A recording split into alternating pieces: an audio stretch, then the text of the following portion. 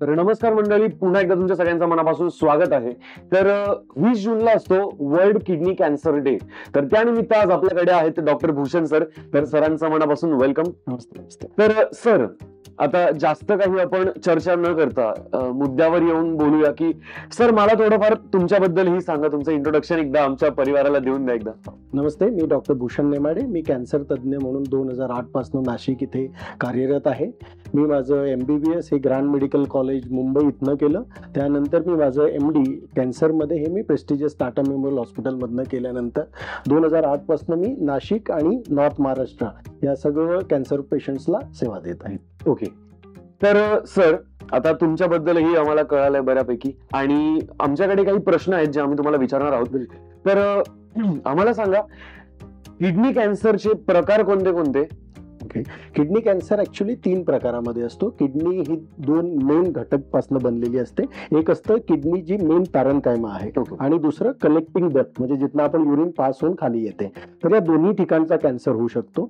जो किडनीच्या पॅरेन्काइमा मधनं कॅन्सर होतो त्याला आपण रिनल सेल कार्सिनोमा असं म्हणतो आणि जो डक्ट पासून होतो त्याला आपण ट्रान्झिशनल सेल कार्सिनोमा होतो. आणि तुम्हाला एक नवल वाटेल की जन्मजात बाळांमध्ये पण एक किडनीचा कॅन्सर होतो, त्याला आपण विल्म्स ट्यूबर किंवा नेफ्रोब्लास्टोमा होतो. म्हणतो अशा 3 प्रकारचे कॅन्सर्स असतात किडनीमध्ये प्रामुख्याने.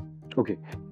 सर, किडनी कॅन्सरचे सिम्पटम्स काय असतात? म्हणजे आता किडनी कॅन्सर होण्याआधी आपल्याला कसं कळेल की आपल्याला ते सिम्पटम्स जाणवतात? एक 2-3 जे खूप इम्पॉर्टंट सिम्पटम्स असे आहेत की कुणाला जर पेनलेस हिमॅच्युरिया म्हणजे काय, न दुखता युरिन वाटेल रक्त जाणं आणि रक्ताच्या खूप गाठी जाणं, फ्लँक मध्ये पेन, फ्लँक म्हणजे आपला जो कमरेचा भाग असतो तिथं दुखणं, लघवीला त्रास होणं, वजन कमी होणं, त्यानंतर पाठ कमर दुखणं, हिमोग्लोबिन कमी होणं आणि थकवा येणं, ही जनरली किडनी कॅन्सरची ही साईन्स असतात. पण तुम्हाला आश्चर्य वाटेल की अर्ली स्टेज किडनी कॅन्सर काहीही त्रास न देता शरीरामध्ये असू शकतो.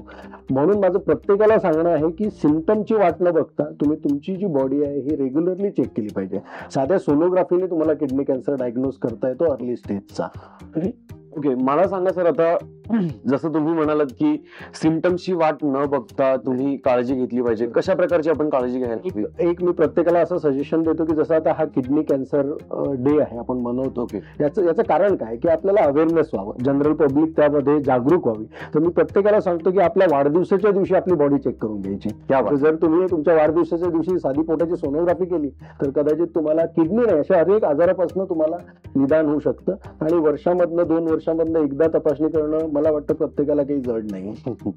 तर मित्रांनो, डॉक्टर भूषण सरांनी आपल्याला एक अतिशय सोपा उपाय या ठिकाणी सांगितलेला आहे की कुठलीही वर्षातून एखादी डेट न पकडता आपल्या वाढदिवसाच्या दिवशी जर तुम्ही आपली पूर्ण बॉडी चेक केली तर हे खूप जास्त उपायकारक ठरेल असं म्हणायला काही हरकत नाही. ओके. तर डॉक्टर, आता बऱ्यापैकी आपण किडनी कॅन्सर बद्दल बोललो, बट मला आता हे सांगा की आपल्याला किडनी कॅन्सरचं निदान कसं करता येईल? निदान करायला 2-3 इम्पॉर्टंट गोष्टी असतात कोणत्याही कॅन्सरचं. सगळ्यात महत्वाचं असतं की आपण बॉडीचं सोनोग्राफी किंवा सिटी स्कॅन केलं, त्याच्यामध्ये जर किडनीमध्ये गाठ दिसली आहे तर आपण युरिनची म्हणजे लघवीची सायटोलॉजी करू शकतो. आणि गरज पडली तर किडनीची बायोप्सी आपल्याला करायला लागते. पण एक मला आवर्जून सांगावं असं वाटतं की किडनी कॅन्सर हा असा आजार आहे की जो सिटी स्कॅनच्या फाइंडिंग वरनं पण डायरेक्ट निदान करता येतं आणि तुम्हाला बायोप्सी काही किडनी कॅन्सरची न करता पण तुम्हाला त्याचा इलाज चालू करता येतो. ओके. तर सर, आता मला असं सांगा की किडनी कॅन्सरची ट्रीटमेंट कशी केली जाते त्याच्याबद्दल?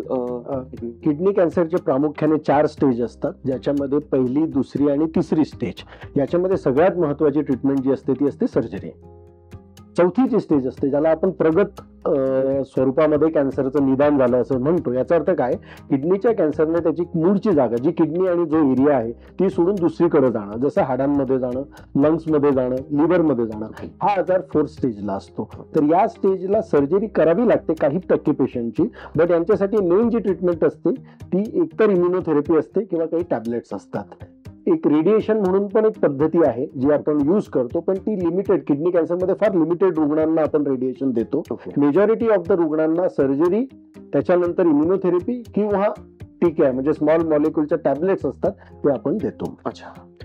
तर पुढचा प्रश्न असा आहे सर, मला सांगा किडनी कॅन्सरचा जो आजार आहे म्हणजे त्याच्याबद्दल प्रिकॉशन्स तर आपण घेतलेच, पण तो झाल्यानंतर कमी करण्यासाठी काही त्याच्या उपाययोजना ज्या आहेत, आता जर समजून घ्या तुम्हाला पहिल्या ते तिसऱ्या स्टेजमध्ये जर किडनी कॅन्सर निदान झालं तर एक फॉर्च्युनेटली म्हणा किंवा अनफॉर्च्युनेटली म्हटलं त्याची एक जी ट्रीटमेंट आहे की आपल्याला एक किडनी काढावी लागते. Perfect. लोकांना खूप भीती वाटते की एक किडनी काढल्यावर माणूस कसा जगू शकतो, पण बरेचसे लोक एका किडनीवर खूप नॉर्मल आयुष्य त्यांचं जगू शकतात आणि जोपर्यंत तुम्ही एक किडनी किंवा पार्शियल नेफ्रेक्टॉमी किंवा पार्ट ऑफ द किडनी काढत नाही तोपर्यंत हा आजार स्टेज 1 to स्टेज 3 बरा होऊ शकत नाही.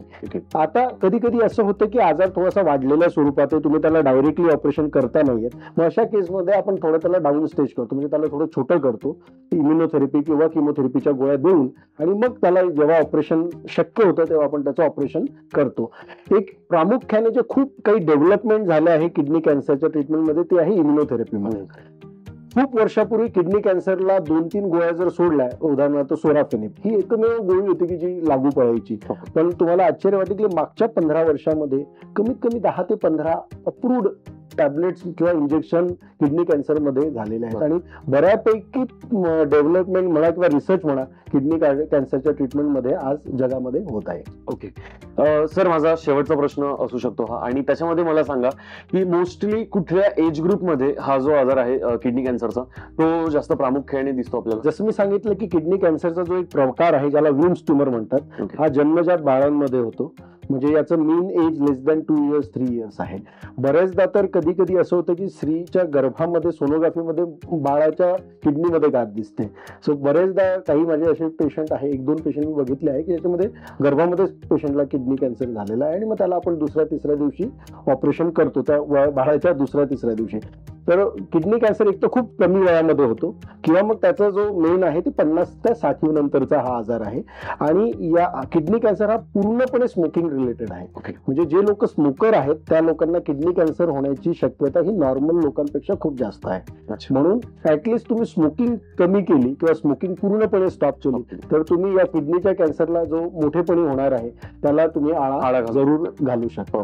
छोट्या मुलांना जो किडनी कॅन्सर होतो अनफॉर्च्युनेटली हा जेनेटिक रिझनमुळे होतं किंवा बॅडलकमुळे होतं, अनफॉर्च्युनेटली ते आपण सेव्ह करू शकत नाही त्यांचं, पण ऍटलिस्ट आपण स्मोकिंग हे आपल्या हातात आहे, तंबाखू कन्झम्पशन हे आपल्या हातात आहे, ते आपण बऱ्यापैकी जर थांबवलं तर आपल्याला किडनी कॅन्सरची रिस्क ही नॉर्मल लोकांपेक्षा कमी होऊ शकते. Okay, done. तर मित्रांनो, ही झाली आपली पूर्णपणे किडनी कॅन्सर बद्दल माहिती. जर तुम्हालाही कुठे सिम्पटम्स दिसत आहेत किंवा तुमच्या मित्र परिवारापैकी किंवा तुमच्या परिवाराला फॅमिलीमध्ये कोणाला जर असे सिम्पटम्स वगैरे काही दिसत आहे आणि किंवा काही इन्फॉर्मेशन हवी असेल तर तुम्ही सुद्धा लवकरच भेट द्या संकल्प हॉस्पिटल, मुंबई नाका, नाशिक. नसते.